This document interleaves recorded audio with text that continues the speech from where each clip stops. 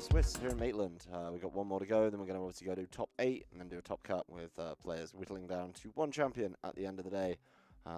Looks like we've had some fun today. Honestly, we've had some good teams up on stream. We've had a little bit of variety, nothing particularly boring and repetitive. And so we're going to keep that going as we go into the last game of the day. So, Daz, I have a question for you. Do you remember Series 2? Yes. So there was a certain thing that was very, very popular there, which we might see right now. So, size spam. Usually you would think the size spam would be gone given the addition of just 4 of those strong dark types being the ruins. But we see it right back at full force with Emily here at 4-0 or 3-1, ready to show us what size spam is really capable of. Yeah, I mean, there's plenty of options going on this team. There's kind of 2 big pairings, right? Being able to go with Tyranitar Lycanroc, Armarouge and Didi, and then a Breloom and an Iron Bundle. Breloom something being very underexplored in the past couple of kind of formats, I guess. Even though it's been available, it's really not picked up enough time. I think if that's a slot that people want to fill, Brute Bonnet's been the way that a lot of people have been going with that one. So certainly struggles, certainly comes in at a very awkward speed tier as well. But we will get to take a look at our players. It's Emily there on the left against Hunter on the right. Emily, a player who's been playing locally for quite some time now. And Hunter, one of those newer faces that we've not been seeing so much recently. So something I do kind of want to say about the Breloom in particular, 2 things. Number 1, if you look at its Terra, that is not a conventional Terra. Not something you'd expect to see on a Breloom. Number 2 is that this Breloom is actually holding a loaded dice, which it's the new RNG item into this game, which limits the RNG of like Bullet Punch, any of those 4 or 5 turn moves that kind of you have to roll the dice. So I think that's a very interesting pick here, given the Sash is currently on Lycanroc for Emily's team. I really like the looks of her team, but speaking of previous series in the aspect of size spam being good in Series 2, we have a shout out to Series 1 right now with Meowscarada from Hunter's team. Yeah, Meowscarada definitely in a weird position, right? I mean, not as many Dondozo to capitalize on and feast on in these games, so definitely dropped off a little bit between Series 1 and Series 2, even Series 3, it's definitely hidden. But then, the Dondozo himself, bringing that along with the Californ Tatsugiri. Dragonite Chi-Yu, definitely things that we're very used to seeing right now. And then an Iron Bundle. So Iron Bundle Chi-Yu feels like it could potentially just run away with this game a little bit. I think there's going to have to be some smart pivoting around from the side of Emily to make sure she doesn't get just caught short by that. So another thing I also wanted to add is that if you notice from the last game, literally the teams are very, very similar between Anthony's team and Hunter's team here. The only difference is that basically Hunter decided instead of the Glamora, I'm going to have my Meowscarada, whereas Anthony from last round decided instead of the Dragonite, I'm going to have a Dragapult. So it's a very, very similar team. It's almost the exact same, but there's still so much variety. Like if you notice, this Dondozo is Lumberry with Wave Crash, Heavy Slam, Order Up, so there's no Terra Steel plus, or there is Terra Steel, but there's no substitute with Terra Steel, so it's a much less bulky Terra Steel option. It's a much more offensive one. So we're going to see Order Up kind of come into play here. So that's completely different from the last game. So that's very interesting. Also, Meowscarada, something I want to say is I think we might actually see inside of this game why no one is currently playing Size Spam, because there are 2 dark types on Hunter's team. So I wonder if he will use both of those to get the best kind of matchup into Emily's sort of team. Yeah, the dark types are certainly forcing the size spam to be out of meta, right? It's like you're guaranteed to see at least one, with the ruinous Pokemon being absolutely everywhere. And as soon as 2 come along, half your team feels kind of stuck. So if it is going to be the executed later in the game, it's going to have to be a little bit later on. Of course, something like the Indeedee can help out with Dazzling Gleams, but that's not really what you're there for, right? Like you want to be, setting up the expanding force, just going over and over again. So certainly a tough one.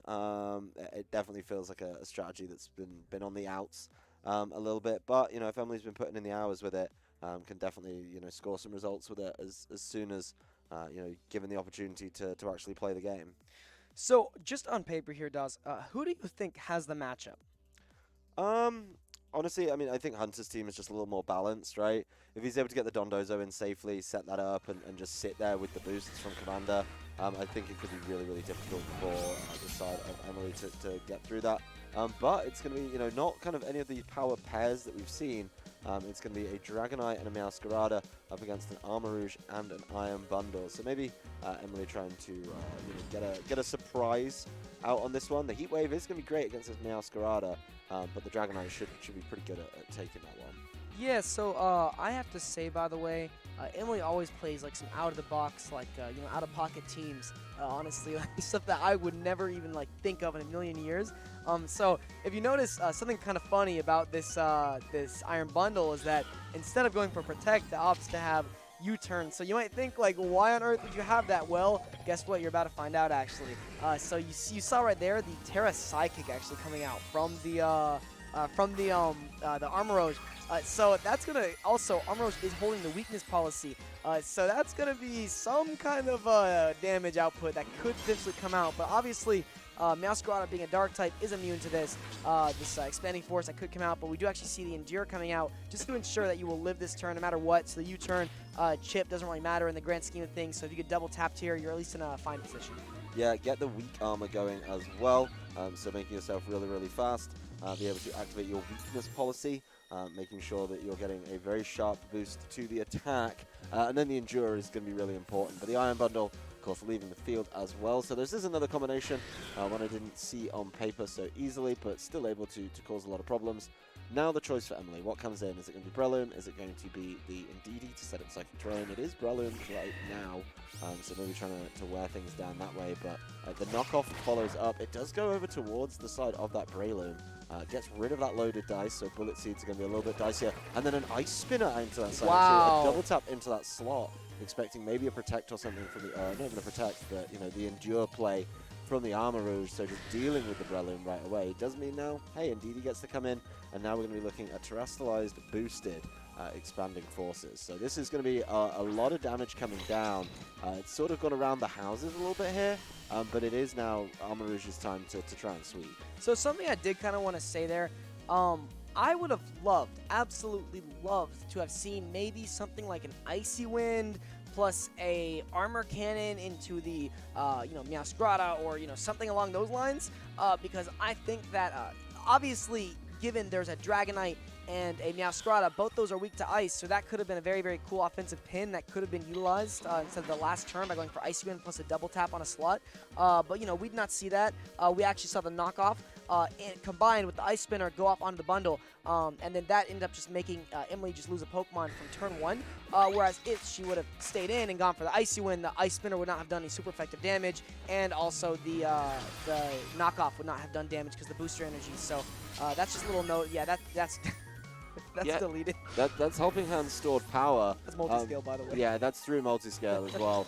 But it does just mean that now Scarada just gets a knockoff in response, right? This is what I was worried about, is you leave that alone, and now the Pokemon that you committed entirely to setting up and sweeping your game with is just removed from board. So now you're looking at the Indeedee and the Iron Bundle. Obviously not a bad combination to have, but you're now looking at a 3v2 situation.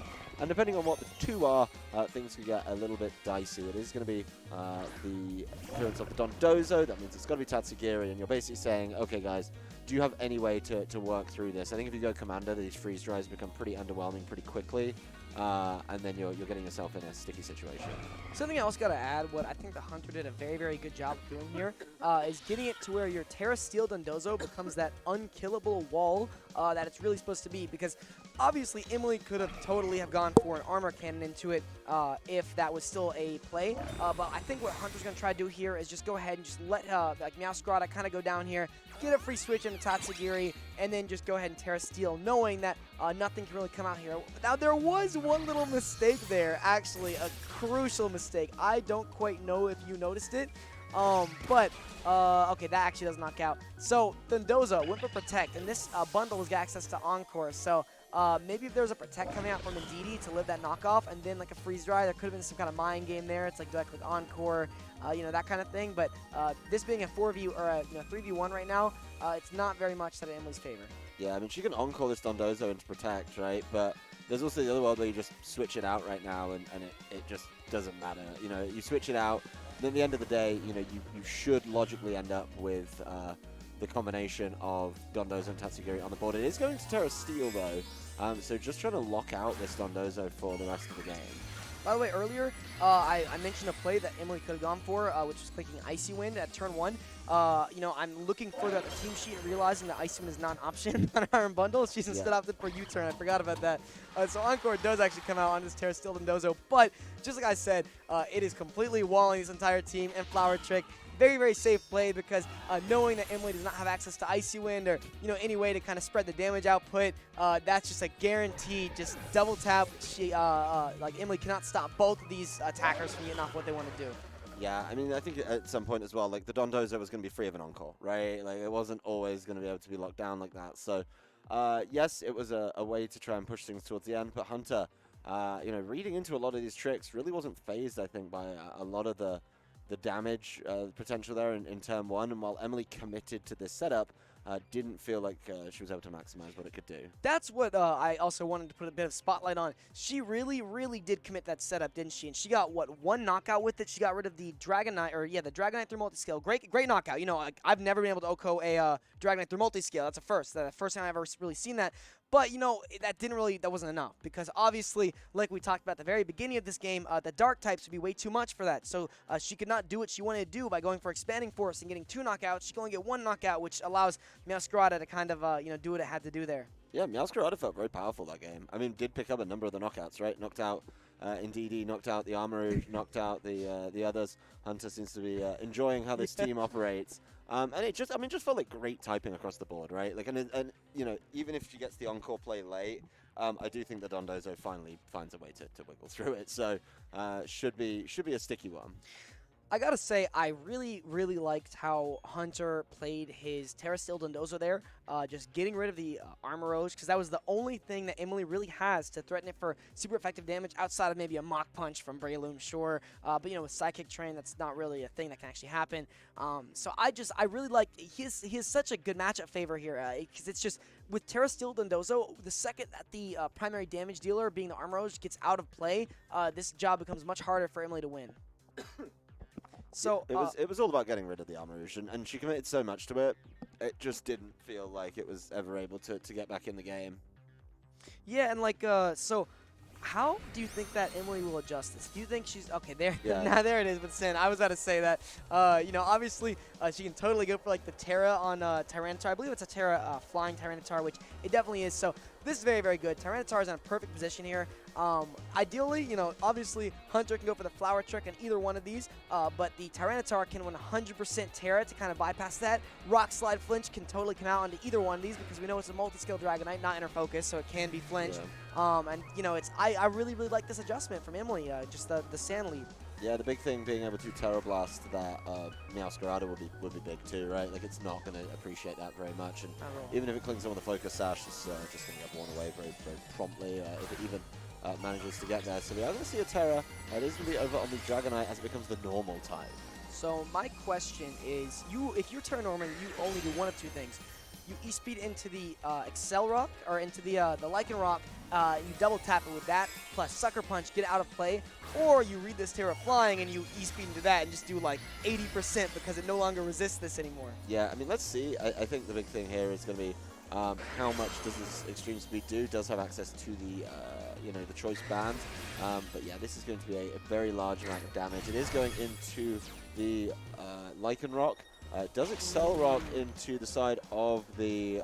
Oh, yeah. That was good. That was good from Emily. Yeah, just not getting caught by that. But, this is still going to be the Meowscarada being able to cling on through this turn. So that's a big thing for me, right? Is like, yes, you got to Excel Rock, but you're still facing down a Dragonite, which isn't weak to these rock slides anymore. Not able to do that. So... certainly going to be a sticky one. I think just damage is the name of the game here for Emily. And here's the thing: if you're not taking out things this turn, if you're banking on maybe something switching around, this is going to be problematic. Oh, of course, though, the Psychic Terrain is going to be absolutely massive here. That's crazy, right? Because now Emily's board is so good because we know for a fact that Hunter's holding choice band thanks to the open team sheets that everyone has access to that information now. With the Psychic Surge coming up, this ensures that no damage can come up from Dragonite here. So that's completely useless Pokemon in that slot. And as long as your Rock Slide connects, you knock that out, and no Sucker Punch can come out because obviously the Psychic Terrain kind of stopped that. And then you get a bit of chip on this Dragonite. And still, Dragonite, this is the most important part though, is this upcoming turn. Dragonite is still useless, not doing a single thing, so it has to switch out. Presumably very telegraphed into Tatsugiri and then going for something with Dondozo. Yeah, actually, if there's any time to switch out, now is probably a great time to do it. But this is going to be an interesting play, though, from the side of the Lycanroc, being able to endeavor and just bring this Dondozo all the way down, even with the Commander boost, is going to be huge. So something I also kind of want to note here is that there's kind of like a little bit of a mind game, right? Because it's like Emily could technically go for Endure right here and preserve her Lycanroc to live on 1 HP, and then it can go for the Endeavor the following turn, or it could just immediately go for the Endeavor, and then it, it can kind of like go around that. Like either because if you got the immediate Endeavor, you get guaranteed damage off, but if you go for Endure, you lower your HP a little bit more, so you can ideally knock out these Dozo in the following few turns.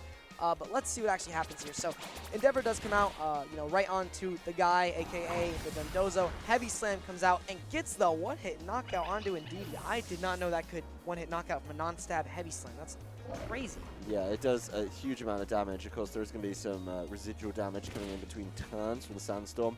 The big thing here is, like, the Dondozo is just not going to be big enough now to take hits. So I do really like this Endeavor play from Emily's side, weakening up that Dondozo immediately. And, I mean, at some point, right, like, you're just going to be able to deal with this, this Dragonite in the back there. The big thing here, though, is, like, what can Dondozo do with the boosts to try and solve this problem? And can it buy enough time to get rid of this Psychic terrain? That's the big thing for me, because if it can, Extreme Speed could just absolutely run through this team. That is exactly what I was about to say, Dawes.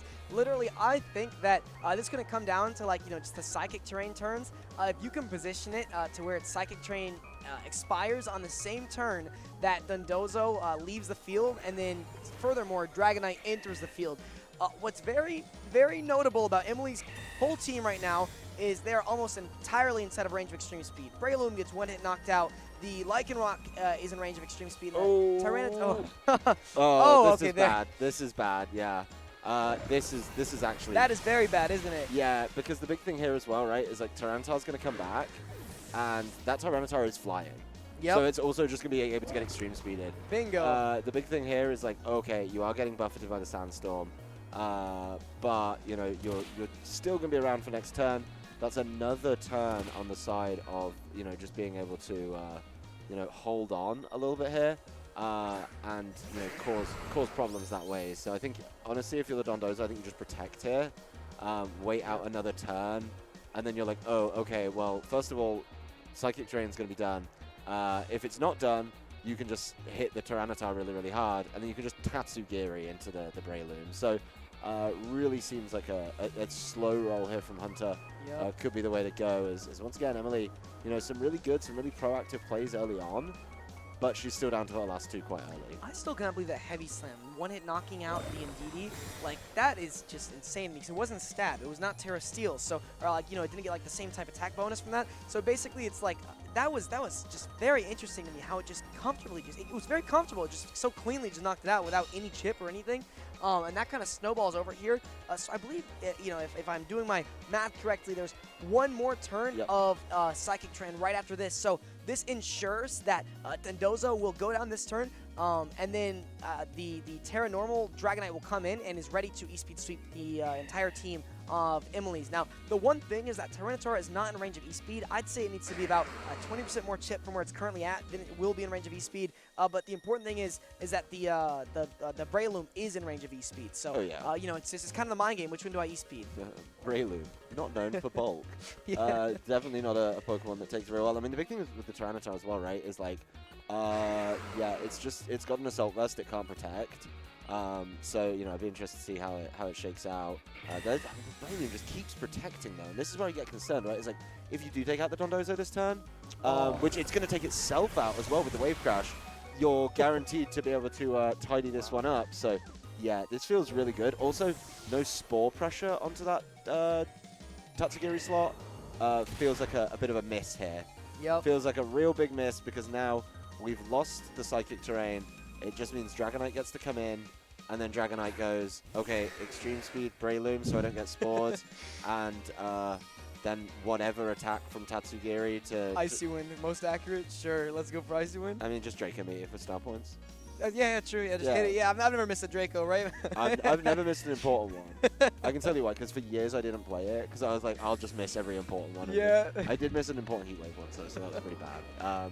But Draco, perfect record. Yeah, this Extreme Speed, You know, the fact that Braum just can't keep himself safe, the fact he protect. Oh, it gets another So, protectile. I was about to note this. I was going to say, you always E-speed the Tyranitar. Do you know why? That's the perfect place. So, if you E-speed into the Tyranitar, what's notable about this Dragonite is that, never mind, I was about to say something very silly, forgetting that you Terra Normal. I was going to say that you walled out this Breloom, given its typing, but you actually don't because you're not a normal typing. So, actually, I kind of agree with that E-speed, given there was a Protect the previous turn.